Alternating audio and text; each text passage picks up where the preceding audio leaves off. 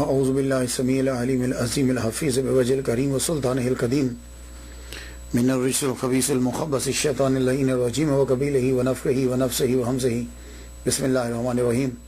تمام نبیوں کے سردار حضرت محمد صلی اللہ علیہ وآلہ وسلم اور تمام مذاہب کے سردار دین اسلام کے پیروکاروں، سلام علیکم طبتم۔ آج کی گفتگو جو ہے وہ 25ویں مرحلے میں داخل ہو گئی۔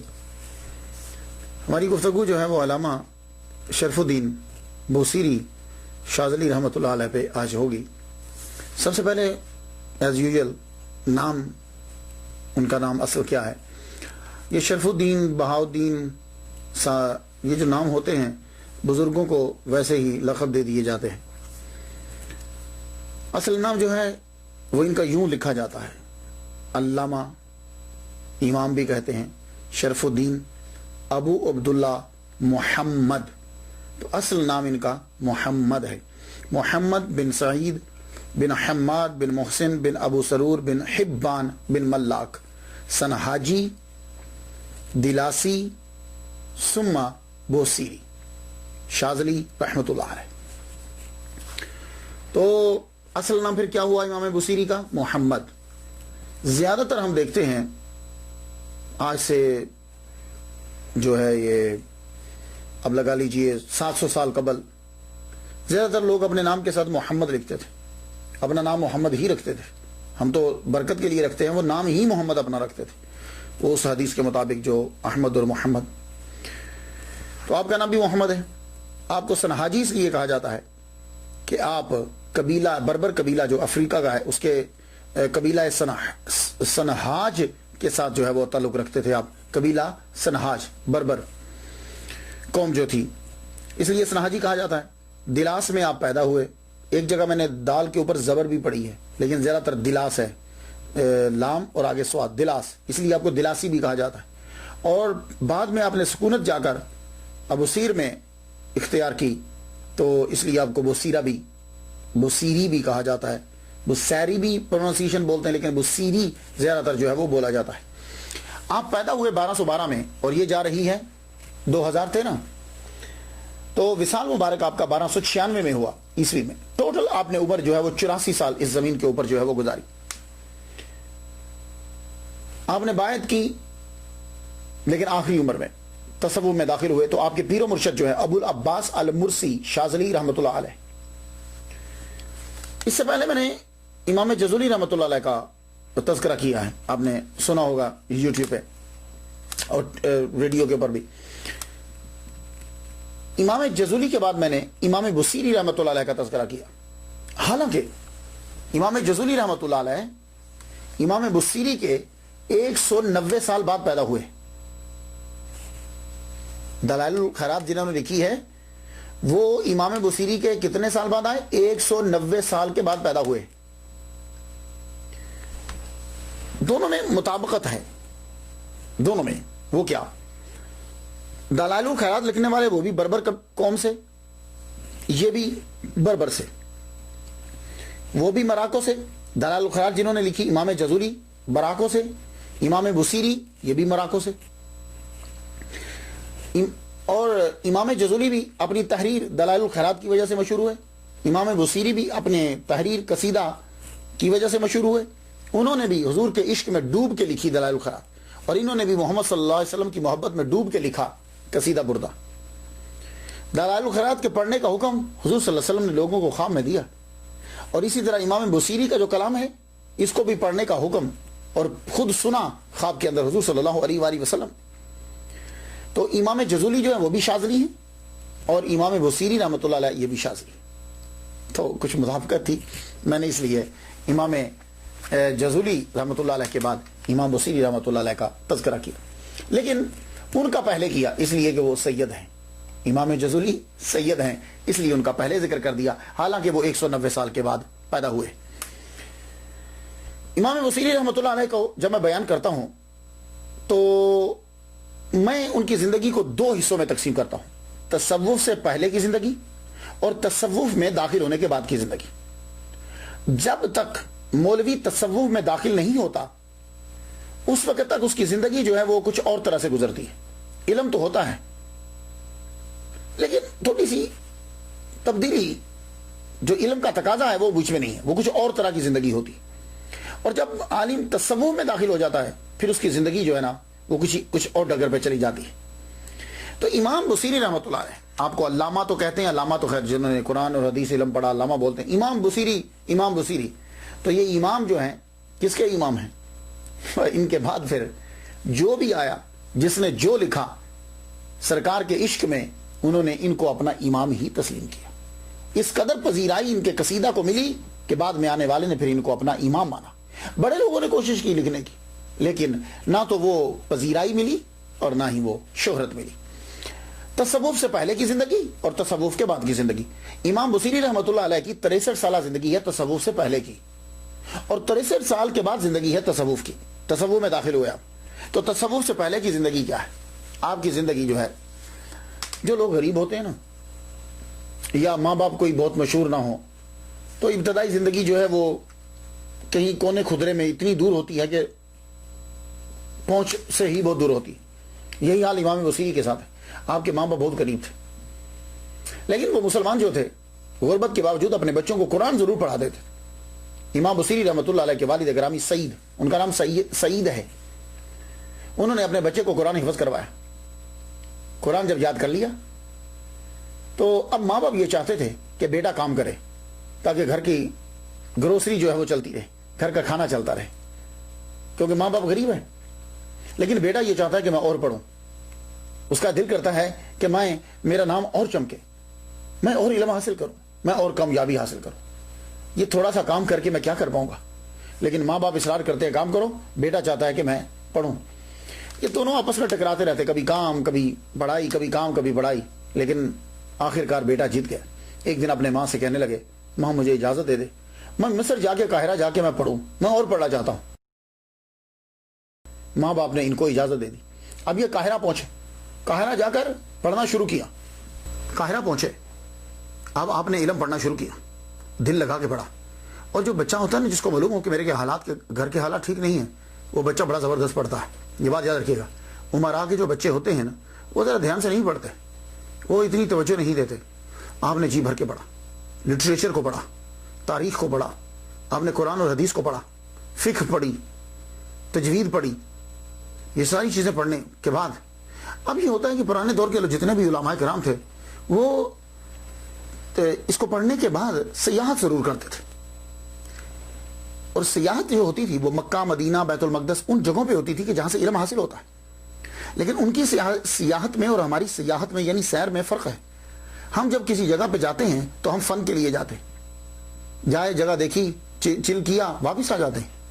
لیکن وہ لوگ جب جاتے تھے مکہ، مدینہ، بیت المقدس، وہ جاتے ہوئے تبلیغ کرتے جاتے تھے، سکھاتے جاتے تھے، سیکھتے جاتے تھے. یہ کام ان کا ہوتا تھا. کیونکہ قرآن کی بہت ساری آیات ہیں جو انسان کو ابھارتی ہیں کہ جاؤ جا کے سیر کرو، سیاحت کرو، دیکھو. تو یہی امام بصیری رحمۃ اللہ علیہ نے بھی یہی کیا. آپ سیر کے لیے اب نکلے مکہ، مدینہ. کئی سال آپ نے مکہ میں قیام کیا، لیکن مکہ میں جو قیام کیا وہاں قرآن پڑھاتے رہے. یہ بات یاد رکھیے، یہ پہلو چھپے ہوئے. امام بصیری رحمۃ اللہ مکہ میں قرآن مجید پڑھاتے رہے. اس کے بعد پھر آپ بیت المقدس گئے. بیت المقدس میں 10 سال آپ نے قیام کیا. بیت المقدس جو ہے یہ سرزمین ہے کہ جس کو خدا تعالیٰ نے بابرکت قرار دیا. قرآن مجید میں یہ کہا کہ جس کا حول جو ہے ارد گرد جس کا بابرکت ہے، یہ بیت المقدس کی زمین کو یہ اعزاز حاصل ہے.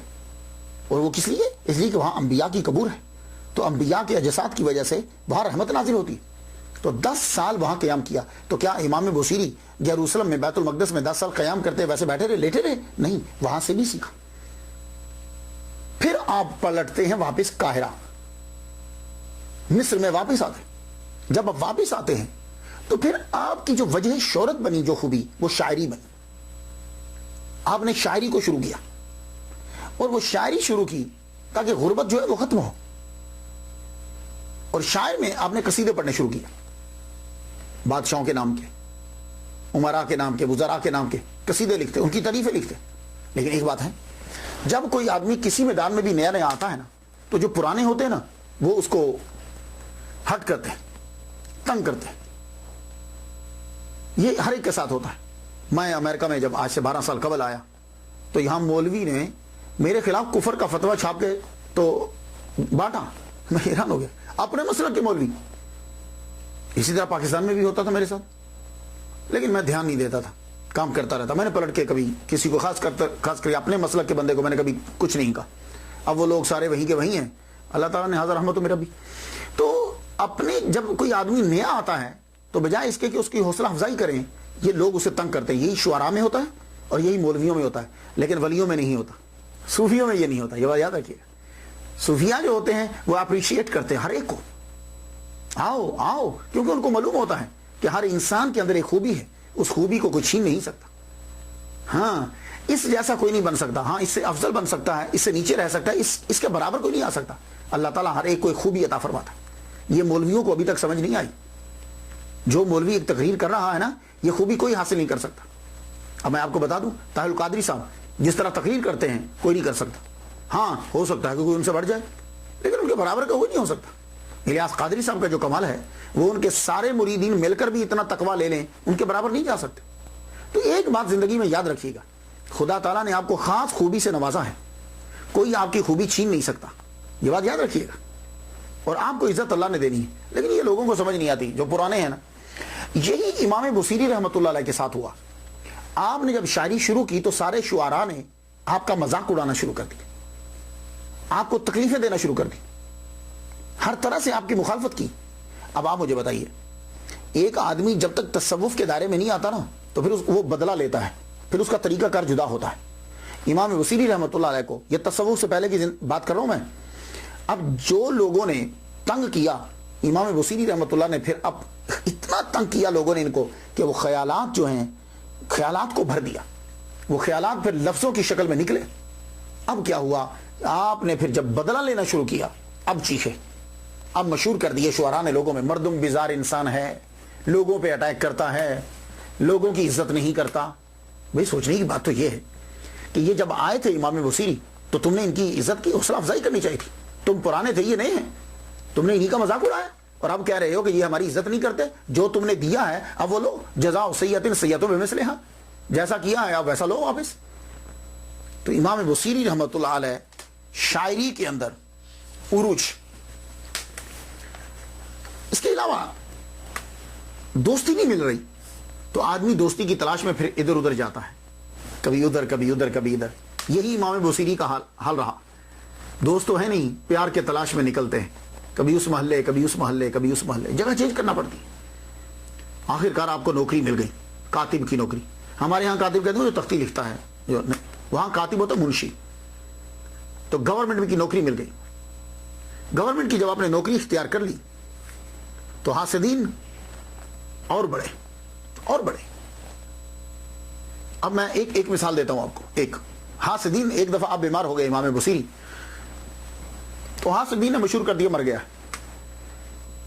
آپ تک خبر پہنچ گئی, تو آپ نے پھر کلام لکھا.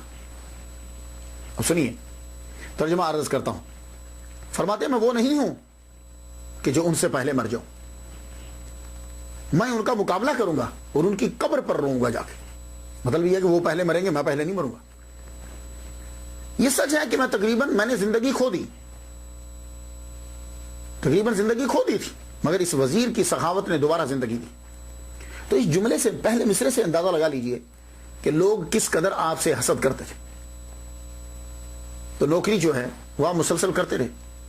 ایک دفعہ آپ کو فوڈ انسپیکٹر بھی بنایا گیا, مگر آپ نے اس عہدے کو قبول نہیں کیا.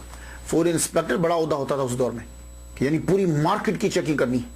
آپ نے فرمایا نہیں, میں یہاں کاتب ہی ٹھیک ہوں. اب سوال یہاں یہ ہے کہ آپ کی غربت ختم کیوں نہیں ہوئی, غریب کیوں رہے, بیوی کیوں جھگڑتی رہتی تھی. اب بیوی کے جھگڑنے کو کچھ لوگوں نے کچھ اور رنگ دے دیا. لیکن میں عرض کرنا چاہوں گا, میری کوشش کیا ہوتی جب میں ولی کامل کو پڑھتا ہوں تو کچھ لوگوں نے دشمنی کی بنا پر زیادہ داخل کر دیا, وہ جو چیز اصل تھی اس کو ہٹا دیا, کچھ اور داخل کر دی. اور کچھ لوگوں نے اتنی محبت کی کہ دوسرے بزرگوں کی بھی کرامتیں اپنے پیر میں ڈال دی, کھاتے میں ڈال دی. تو اور یہ کرام کا جو تذکرہ ہے یہ کوئی بخاری یا مسلم شریف کی طرح اس کو جانچ کر نہیں لکھا گیا. وہ سی جگہ ہیں کہ بعض اوقات ایک صاحب نے کیا اپنے پیر کو اس کے ساتھ ملا دیا کہ جس کا زمانہ ہی نہیں پایا انہوں نے. ایسا بھی ہوا ہے. میری یہ کوشش ہوتی ہے کہ میں یہ بھی تلاش کرتا ہوں کہ وہ زمانہ ہے کہ نہیں ہے, پھر یہ تلاش کرتا ہوں کہ یہ بات قرین قیاس ہے کہ نہیں ہے جو بات ان کے بارے میں کی گئی ہے, اور پھر یہ بھی دیکھتا ہوں کہ کون سی بات کو چھپا دیا گیا. تو سچائی کے پہلو کو میں ضرور لے کر آتا ہوں. اب یہ جو امام بصیری رحمۃ اللہ علیہ پہ کہا گیا کہ آپ کی بیوی لڑتی رہتی تھی, اس سے یہ پہلو نکالا کہ اچھے آدمی نہیں تھے, غلط ہے. اصل میں آپ کے بچے بہت زیادہ تھے اور غربت, بیوی جو ہے وہ لڑ رہی ہے. اب آپ ذرا تھوڑا سا سوچئے, ایک آدمی امراء اور وزراء کے دربار میں جا کے کلام پڑھتا ہے, قصیدہ پڑھتا ہے, تو اس دور میں عادت ہے کہ وزراء جو ہیں اور امراء خوش ہو کر شاعر کو بوسہ دیتے ہیں, بہت نوازتے ہیں. یہ شروع سے چلا آ رہا ہے کہ جب شاعر کسی کی تعریف کرتا ہے تو نوازتے ہیں. تو جب امام بصیری رحمۃ اللہ علیہ کو امراء اور وزراء کے دربار سے بھی ملتا ہے, خود کاتب کی نوکری بھی کرتے ہیں, تو وجہ کیا ہے کہ پھر غربت کیوں ہے؟ مجھے تلاش کرنا تھا. تو ایک بڑا ہی رائٹر ہے کہ جو امام بصیری رحمۃ اللہ علیہ کے بارے میں کم ہی اچھا لکھتا ہے, مخریزی, اس کے منہ سے نکل گیا, اس کے قلم سے نکل گیا, کہنے لگا کہ ایک صفت تھی امام بصیری میں کہ وہ سخاوت بہت کرتا تھا. اب میں سمجھ گیا کہ چکر کیا ہے, کہ جب آپ کو پیسے بھی مل رہے ہیں, شاعری کر کے بھی معاوضہ مل رہا ہے اور انعامات بھی مل رہے ہیں, تو ہوتا کیا تھا کہ آپ جب یہ انعامات لے کر آتے, کوئی مل جاتا غریب, کہ آپ نے خود غربت کی زندگی گزاری, آپ نے ماں باپ کے گھر میں غربت کی زندگی گزاری, آپ نے مراکوں میں غربت کی زندگی گزاری ہے, آپ جانتے ہیں کہ غربت کیا ہوتی ہے, تو کوئی بھی ملتا. تو شاعر آپ کو پتا ہے بہت نازک مزاج ہوتے ہیں, یہ بات یاد رکھیے. کوی جو ہوتا ہے, شاعر جو ہوتا ہے, بڑا نازک مزاج ہوتا ہے, اس کا احساس سینسٹیو ہوتا ہے. تو کوئی بھی رستے میں مانگتا تو امام بصیری رحمۃ اللہ علیہ سب دے دیتے. اب جب گھر آتے تو گھر میں بچے زیادہ, اب بیوی لڑتی کہ بھائی کیا تمہارے ہاتھ میں سوراخ ہیں, تمہیں اپنے بچوں کا خیال نہیں ہے, تو تم باہر بانٹ کر آ جاتے ہو. تو بس یہ جھگڑا مسلسل چلتا رہا. یہ تھی اصل میں ریزن. اور اللہ تعالیٰ نے آپ کو بڑا ملکہ عطا فرمایا. شاعر تو آپ غضب کے تھے, اور کچھ ہوتے ہیں لوگ صرف کلام لکھتے ہیں, کچھ ہوتے ہیں کہ ان کو استاد کہا جاتا ہے. میر تقی میر استاد ہیں, مرزا غالب استاد ہیں, علامہ اقبال استاد ہیں. یہ لوگ استاد کی حیثیت رکھتے ہیں. تو اسی طرح امام بصیری رحمۃ اللہ علیہ استاد ہیں. کتنے شاگرد ہیں. قاہرہ کی جامع مسجد کے اندر آپ لوگوں کو شاعری پڑھایا کرتے تھے, اور ان کی جو نیو جنریشن تھی ان کے شعروں کی اصلاح فرمایا کرتے تھے. میں آپ کو چند نام بتاتا ہوں. اسیر الدین, محمد بن یوسف, ابو حیان اندلسی آپ کے شاگردوں میں سے, ابو الفتح آپ کے شاگردوں میں سے, عز الدین آپ کے شاگردوں میں سے. تو اس سے اندازہ لگا لیجیے. تو زبردست شاعر, اور سخاوت کا عالم جو ملتا رستے میں دے دیتے. حاسدین کی تعداد بڑھتی گئی. اور ایک بات اور یاد رکھیے گا, اگر حاسدین زیادہ ہیں تو سمجھو کہ بندے میں کمال ہے. ہاں یہ بات ہے. اگر امام بصیری رحمۃ اللہ علیہ کے حاسدین زیادہ ہیں تو سمجھو کہ امام بصیری مصر کے اندر ٹاپ پہ ہے. تبھی تو حاسدین ہے, چھوٹے موٹے کو تو کوئی پوچھتے ہی نہیں. اور ایک اور وجہ یہ تھی کہ آپ جس آفس میں کام کرتے تھے, آپ کے ساتھ عیسائی بھی اور یہودی بھی کام کرتے. اب عیسائی اور یہودی آئے دن حضور پر, بانی اسلام پر, اسلام پر اعتراض کرتے رہتے. آپ سنتے رہتے, لیکن آپ عالم دین ہیں, گورنمنٹ کے نوکری نہیں ہے, آپ نے علم پڑھا ہے, آپ سنتے رہتے. پھر آپ نے بائبل کی اسٹڈی کی. علامہ بصیری رحمۃ اللہ علیہ نے بابل کی اسٹڈی کی, بائبل کی, ہیبرو کی بائبل پڑھی, نیو ٹیسٹمنٹ پڑھی, اولڈ ٹیسٹمنٹ پڑھی. سب پڑھنے کے بعد آپ نے اچھے طریقے سے ڈیپلی جب اس کی اسٹڈی کر لی, اب آپ نے چیلنج کیا عیسائیوں کو اور یہودیوں. تو آپ کے چیلنج کے اندر 3 جو چیزیں ہیں وہ بڑی ضروری ہوتی تھی. آپ فرماتے تھے کہ گاسپل کے اندر کہیں بھی اشارہ نہیں ہے کہ عیسیٰ نے خدا ہونے کا دعویٰ کیا. دوسرا آپ فرماتے تمہاری کتابوں کے اندر یہ موجود ہے کہ ہمارے محمد صلی اللہ علیہ وسلم تشریف لائیں گے, ان کا تذکرہ موجود ہے, میں دکھاتا ہوں تمہیں, آؤ چیلنج, مناظرہ کرو.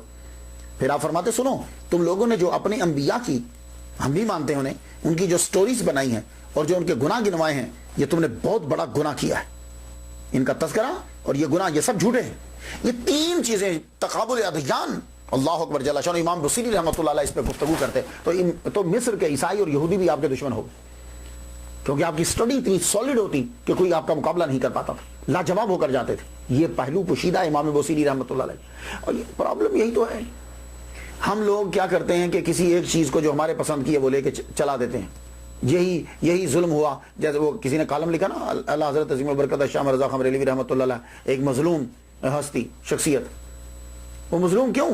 اس لیے کہ 50 علوم پہ دسترس ہیں اور لوگوں نے صرف یہی بتلایا مصطفیٰ جان رحمت پہ لاکھوں سلام, بھائی اس کے خالق ہے, اور ان کو متعارف کرایا کہ بڑا اچھا نعت خواں تھا. صدیوں میں پیدا ہوتے ہیں اس جیسے لوگ, اور یہ ہم جیسے ہیں ان کے کہ جنہوں نے ان کا تعارف صرف مصطفیٰ جان رحمت پہ لاکھوں سلام پہ تھا. تو امام بصیری رحمۃ اللہ علیہ تقابل ادیان کے بہترین سکالر, بہترین علامہ, بہترین مناصر, محقق. اور آپ نے پھر مدرسہ, آپ کا شوق پیدا ہوا کہ لوگوں کے بچے جو ہیں وہ بھی قرآن یاد کریں. آپ نے ان کے لیے مدرسہ بنایا, لیکن حاسدین نے کیا کیا, بچوں کو مدرسے تک آنے نہیں دیا, اور جو لوگ مدرسے کا تعاون کرتے تھے ان کو ہٹا دیا. معاشی بحران کی وجہ سے, قلت کی وجہ سے مدرسہ جو ہے وہ بند کرنا پڑا. تو یہ تو تھی آپ کی تصوف سے پہلے کی زندگی.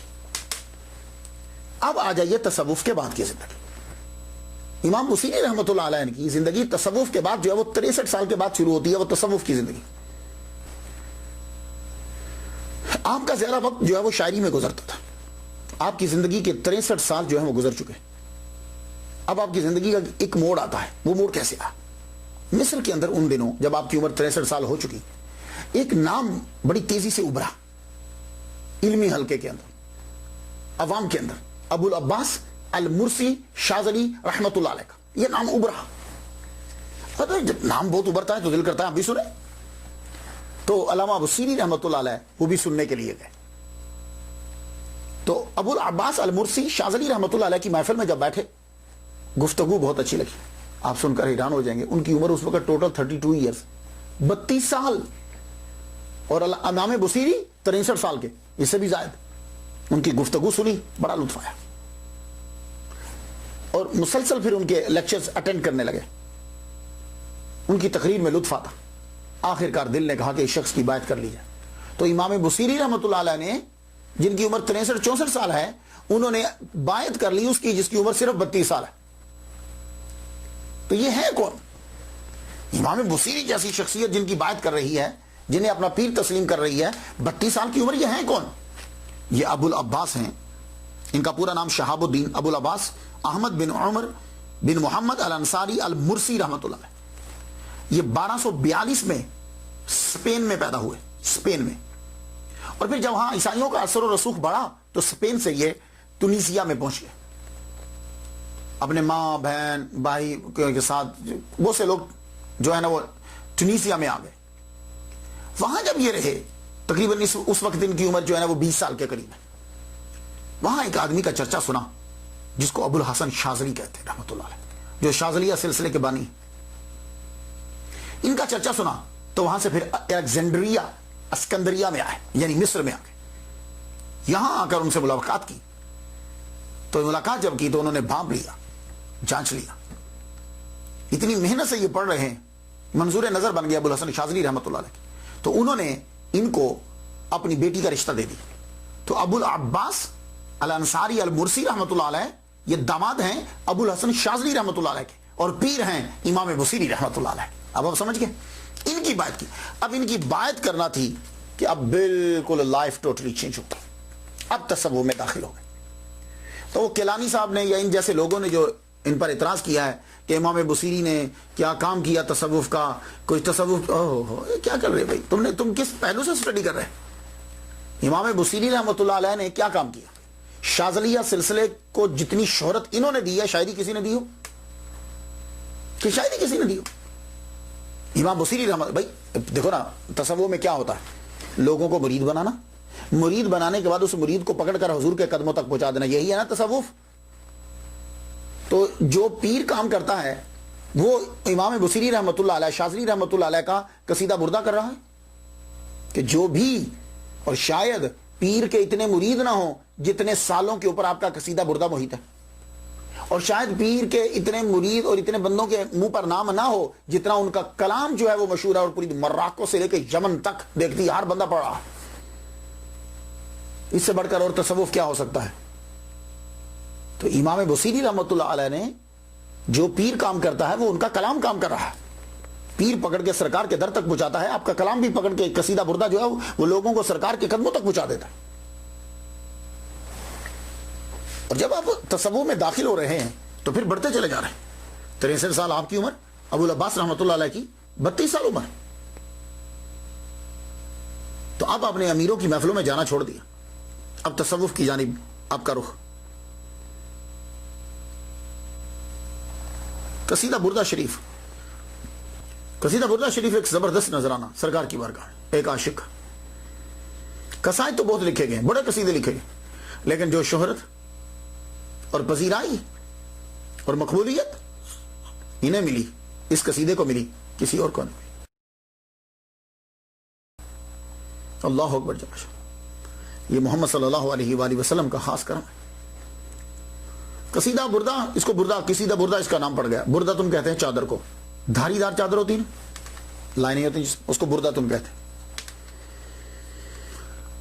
تو کچھ لوگوں نے کیا کیا کہ شاید کسی نے سوال کیا ہوگا, یار لوگوں کا رخ موڑنا ہوگا, ایمان کمزور ہوگا, تو کمزور چیز سمجھتے ہوں گے یہ بھی کمزور ہے. کہنے لگے بردہ تم اس کا نام اس لیے پڑا کہ بردہ کہتے ہیں دھاری دھار چادر کو.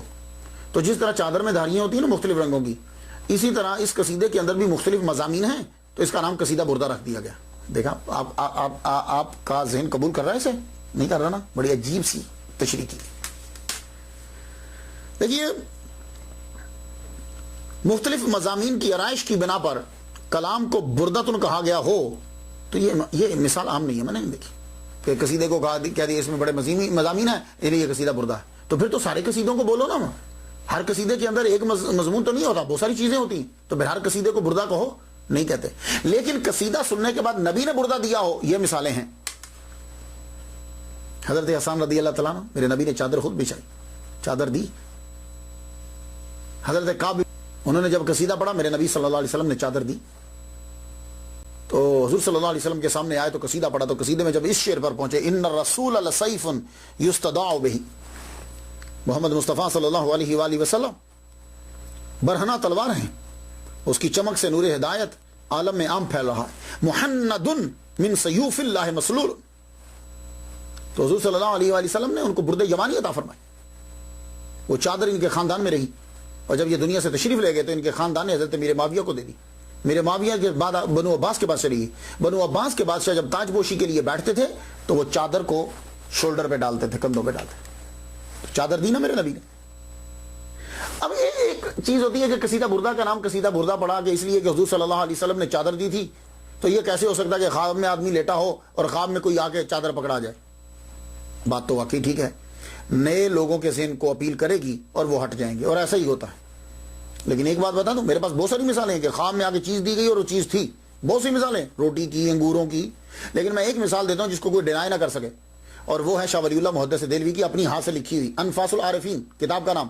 میرے پاس دوسری نہیں ہے, امریکہ میں اردو کی پڑھی ہوئی یہاں, میں نے اس میں دیکھا اس کے صفحہ 74 کے اوپر ہے یہ بات. شاہ ولی اللہ لکھتے ہیں اپنے ابا شاہ عبد الرحیم کے بارے میں, کہتے ہیں کہ میرے ابا بڑے بیمار ہو گئے, بہت سخت بیمار ہو گئے, اتنے سخت بیمار ہوئے کہ بس کچھ نہ پوچھیے. خواب کے اندر شیخ عبدالعزیز ظاہر ہوئے, کہنے لگے اپنے پاؤں ادھر کرو, حضور صلی اللہ علیہ وسلم تشریف لا رہے ہیں. تو کہتے ہیں کہ خواب کے اندر دیکھتے ہیں, میں نے ایک دم سے لوگوں کو کہا کہ میری چارپائی ادھر کر دو, میرے پاؤں اس کی طرف مت کرو, سرکار ادھر سے تشریف لا رہے ہیں. رخ موڑا گیا, سرکار تشریف لائے. میں نکاحت کی وجہ سے اٹھ نہ پایا, سرکار میری چارپائی پہ بیٹھے, مجھے پوچھا بیٹے تیرا کیا حال ہے, بس یہ جملہ پوچھنا تھا. اس کی حلاوت نے مجھ پر عجیب کیفیت کی, میں رونے لگ گیا.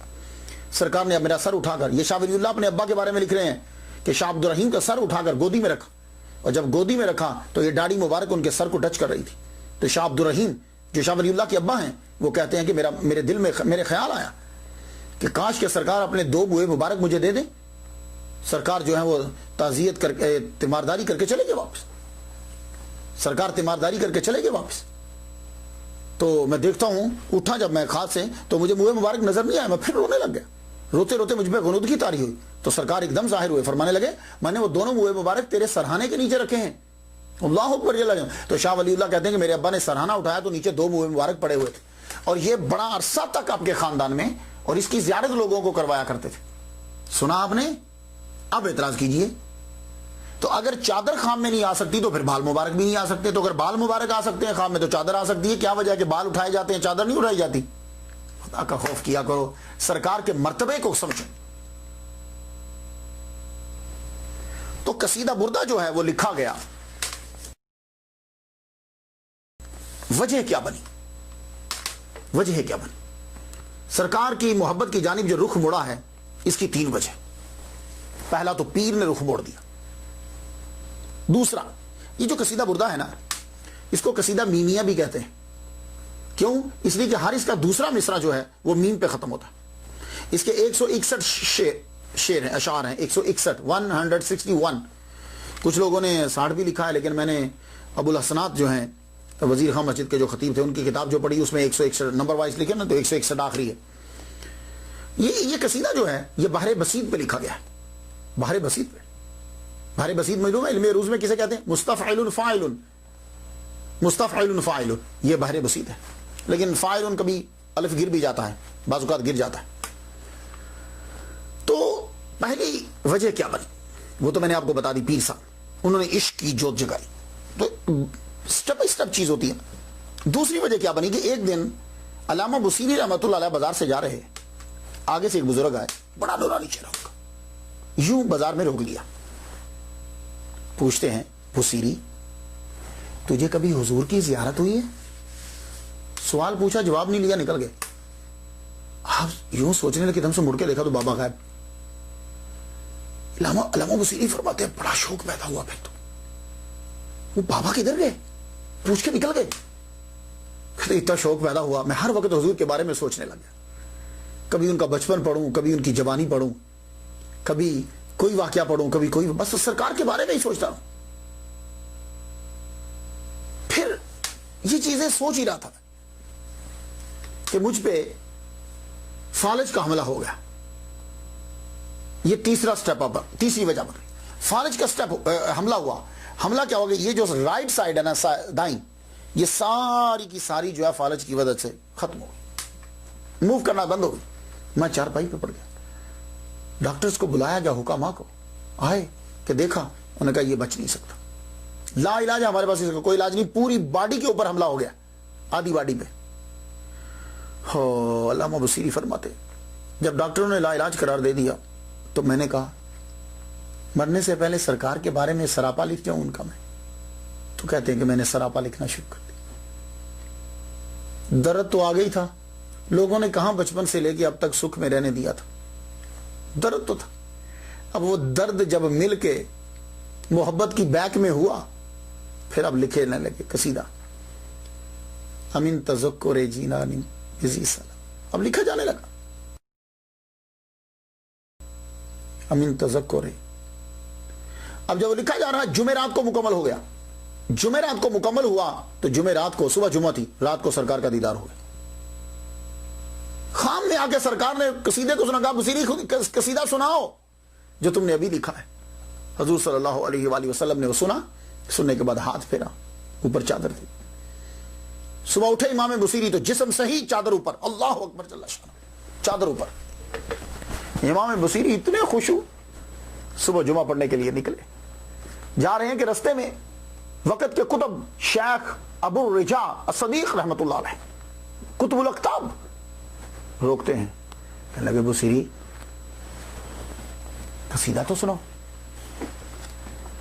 کہنے لگے کون سا قصیدہ؟ میں نے تو بڑے قصیدے پڑھے ہیں، بہت سے لکھے ہیں، کون سا؟ کہنے لگے وہ جس کا پہلا مصرع ہے امین تذکر جیران بزی سلامی، کیا تجھے زی سلم کے ہمسائے یاد آ گئے؟ مزجت دمعا جرا من مقلتم بدمی، کہ آنسو ملا ہوا خون تیری آنکھوں سے جاری ہے۔ یہ پہلا مصرع ہے، پہلی فصل، پہلا مصرع، فی ذکر عشق رسول اللہ صلی اللہ علیہ وسلم، اس کا ٹائٹل ہے۔ امام بصیری حیران رہ گئے، کہنے لگے شیخ یہ تو میں نے رات کو مکمل کیا ہے اور حضور کو سنایا ہے، اس کے علاوہ کوئی بندہ جانتا ہی نہیں، تجھے کیسے پتا چلا یہ میرے قصیدے کا امین تذکر جیران بزی سلامی؟ تو شیخ نے کہا بصیری جب تو یہ قصیدہ حضور کو سنا رہا تھا نا تو میں محفل میں موجود تھا۔ امام بصیری رحمۃ اللہ علیہ نے پھر وہ قصیدہ سنایا بھی اور لکھوایا بھی۔ یہ پہلی وجہ بنی شہرت کی۔ آپ بھی سمجھتے ہوگے کہ قصیدہ کیسے مشہور ہو گیا؟ ایسے چیزیں مشہور نہیں ہوتی، جب تک کہ اللہ تعالیٰ کا کرم نہیں ہوتا. تب میڈیا نہیں تھا, 700-800 سال پہلے کی بات ہے. لوگ ہاتھوں سے لکھا کرتے تھے. یہ زبان زد عام کیسے ہو گیا؟ یہ سب سے پہلی کتب الاقطاب کی یہ بات. اس کے بعد وقت کے وزیر بہاؤالدین کو بات پہنچی. بہاؤالدین نے کہا وہ لے کر آؤ, وہ لے کر آؤ. قصیدہ لکھوایا اس نے بھی. تو وہ کیا کرتا تھا؟ وزیر بہاؤالدین روزانہ سر سے کپڑا اتار کے, پاؤں سے جوتا اتار کے, مجرموں کی طرح کھڑا ہو کے کہتا آپ پڑھو میں سنوں گا. تو روزانہ سنتا. اللہ تعالیٰ اتنا کرم کرتا اس پہ, سکون اس کو دیا, ہر کام اس کا سمجھ جاتا تھا, کوئی مصیبت اس پہ نہیں آتی تھی. یہ دوسری وجہ شہرت ہے.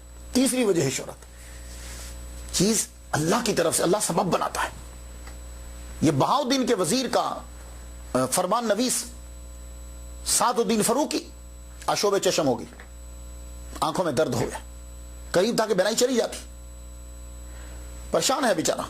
خواب میں آواز آتی ہے, اپنے وزیر بہاؤالدین سے قصیدہ لے کر اپنی آنکھوں پہ ملو, سنو ٹھیک ہو جاؤ گے. صبح ہی اٹھے. اور ایک جگہ میں نے لکھا کہتا ہے رات کو ہی چلے گئے. بہاؤالدین سے کہا وزیر وہ قصیدہ دوست سی مجھے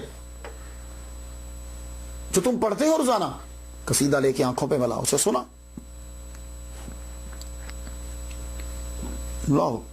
اللہ نے وہ آنکھیں ٹھیک کر.